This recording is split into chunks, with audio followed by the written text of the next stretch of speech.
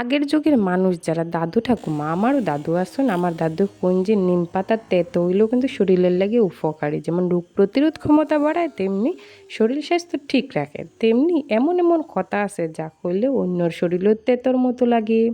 তো যাই হোক, আমি ফকিন্নি মুন্নি রানী, আমি আজকে আরেকটা আমার ফকিন্নি মার্কার রেসিপি নিয়ে আপনাদের সামনে হাজির হইলাম। তো দেখতে থাকুন।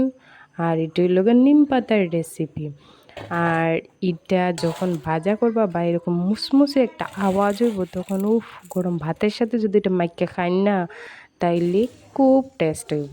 তো যাই হোক, ফার্স্টে এরকম নিম পাতাগুলারে পানি দিয়া ধুইয়ে এরকম চাটনির মধ্যে রাখতে হইব যাতে পানিটা ঝইরা যায়। তারপরে এরকম একটা কড়াইয়ের মধ্যে শুধু তেল দিয়ে তার মধ্যে নিম পাতাগুলা দিলাম। আর নিম পাতা দেওয়ার সময় কিন্তু একটু একটু শব্দ করবো বা তেল হাতে ছিটকে পড়বো।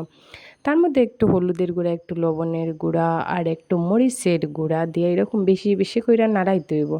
মানে সব সময় নাড়াচাড়া রাখতে হইব যাতে কোনো পাতাটা জ্বলি না যায়। মানে এমনভাবে নাড়াইতে হইব যাতে সব পাতায় নাড়া খায়।